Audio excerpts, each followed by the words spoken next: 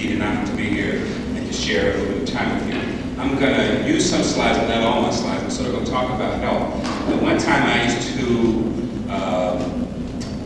call this presentation, especially for African Americans, can you be healthy, wealthy, and wise? Can you be healthy, wealthy, and wise? And the answer is a big fat no. If you take that for granted, that's exactly what it means, a big fat no. I'm going to show you some very impressive stuff about the black population, especially in health. And health impacts your ability to earn wealth. For a year, I did consulting for Lucid Technology in New Jersey. I was a healthcare consultant working with their high-ranking African Americans, and my role was really to make sure that their health was okay, because without good health, that would impact their performance. A lot about what we do is about culture, and our culture influences often our ways of thinking, how we approach healthcare. The way your parents, your grandparents approach healthcare is often in many ways the way that you're going to approach healthcare. And that has some very positive and some negative impacts.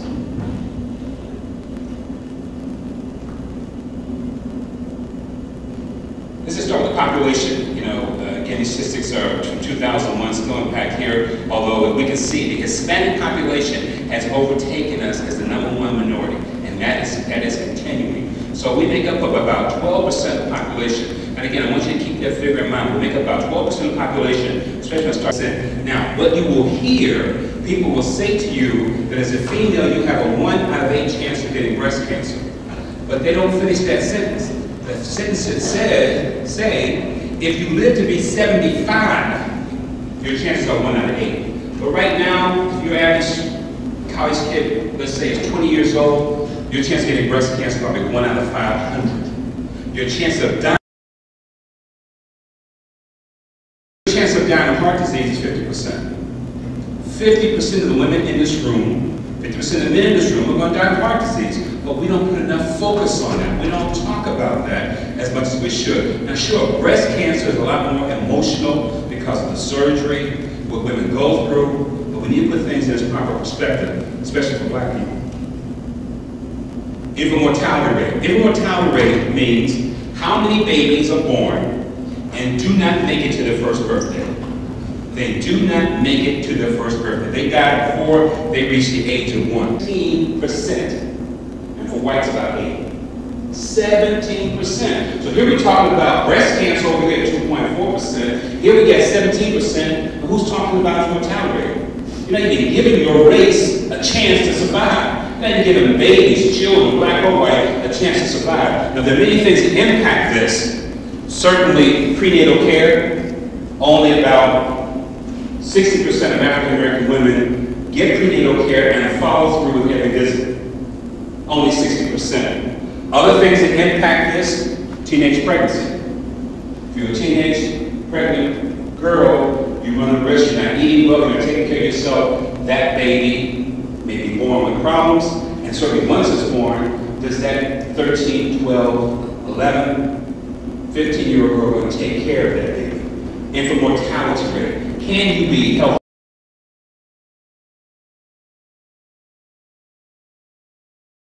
In your teeth, that may be a risk factor for heart disease.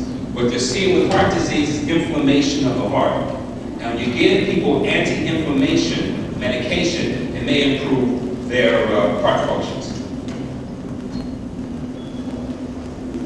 Death through firearms. Relative to every person in this room. For every 100,000, 9 whites who died of a gun, 19 blacks, and 5 others. This data hasn't changed. The proportion has not really changed. And we'll come back to that in a minute. This is the data from Cincinnati, Ohio, on homicides over a 15 period of time. Homicides were low, shot around 2001. One of the reasons of that, if we were to take a graph of the graduation rate from high school, we would find the graduation from high school going down as the homicides are going up. We would also have to go back to 1986 in Cincinnati to understand that peak. In 1986 was the first arrest for crack cocaine in Cincinnati. The first arrest. So what that means is that we're seeing a maturing of the crack babies. Women who were pregnant, who took crack. I have a hard time understanding how a person can say, I love this baby, and put heroin in her arms. I love this baby and smoke crack cocaine or drink alcohol. But those children were born with deficits in their brain, can't concentrate, can't study, drop out of school, wearing the white t-shirts on the corner. So crack cocaine has impacted us and the dropout rate. When I ran for coroner, my platform was the higher graduation rate, the lower the homicide rate. Because I see the connection between education or lack of education and the violence. That tells you homicides are not random. In Cincinnati and across this country, 90% of the homicides are drug-related. So when I look at a group of people, I could say that none of you will be a homicide victim unless you're dealing drugs, using drugs, or hanging with someone who's doing drugs. And you got a good chance to come to my house or more. But if you're not dealing with that, you are a rare chance of being killed as a homicide victim. Half the innocent bystanders killed in Cincinnati have cocaine in their system. Innocent bystanders, but they had cocaine in their system. If you get drugs in your system, you're not innocent because you're driving the violence. You're right, it gets warm in March, homicides go up, they peak, typically in the warm months when the days are long and everybody's outside. The argument is gone. Just this quick with a handgun, you're dead. Just this quick with a handgun, you're dead. Too many guns on the streets and in the wrong hands. I'm going to show you this because this is the neighborhoods of Cincinnati. What neighborhood are you from? Forest Park, who else from Cincinnati? What else from Cincinnati? What city, what neighborhood? What neighborhood? Okay, he's in Forest Park, that's in the suburbs. This is the inner city area. This area right here, it looks like it has a measles, it's called Override. That's been our toughest neighborhood for homicides. But last year they were tied with, the police went in and started doing a lot more patrolling. It moved to number 11, and this year it's moved, which is East Walnut Hills, and this year it's being moved more to Avenue. So the violence will move, but as you can see, the red are African Americans, the blue are whites. So in the inner city, you're seeing a lot of blue, a lot of red. That's the county, the rest of the population. And when we add in the homicides in the city, you can see that most of the homicides in County are coming from the inner city based on drug. A black female, age 22 in Lower Price Hill, which is part of our city. I said, I don't believe it. They said, with all due respect, Dr. Owens, you haven't come to the crime scene. How do you have an opinion? I said, I know my day. I go to the scene, there's a black woman on the couch. She has a gun in her hand. There's a closed gunshot wound to the head. But as I looked at her, she had blood coming down and it dried by the time I got there. There was blood on the couch. It didn't make sense.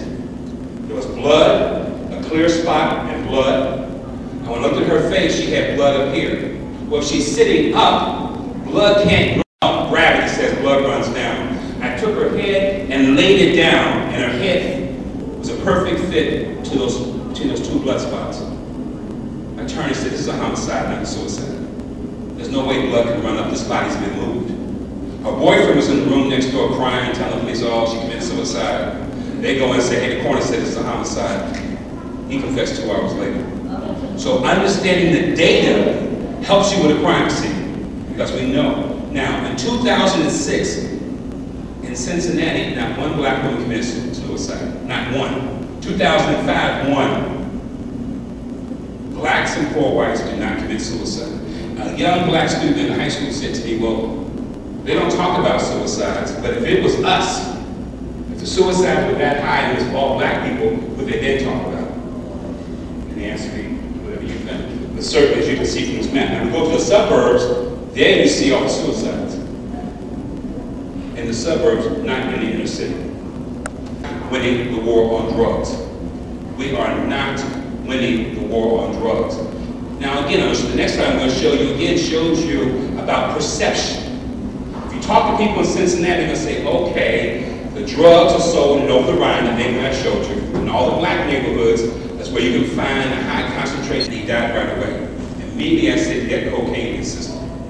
There has not been one death, doesn't exist, of someone who is tasered and dies who did not have cocaine in the system. Now what you have to understand, these are not first-time cocaine users. These are people that have used cocaine, and for whatever reason, that day, that particular dose, that particular brand of cocaine affected their brain.